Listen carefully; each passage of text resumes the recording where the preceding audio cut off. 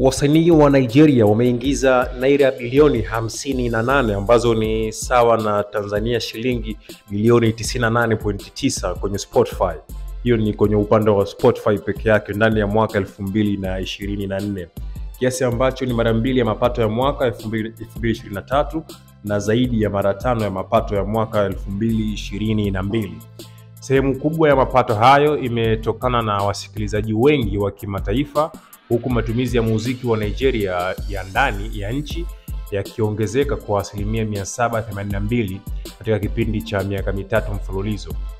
Hata hivyo, Spotify pia imeripotiwa kuweka rekodi ya kuwalipa wasanii duniani kote kiasi cha shilingi US dollar bilioni 10 ambazo ni sawa na Tanzania shilingi trilioni 26.5.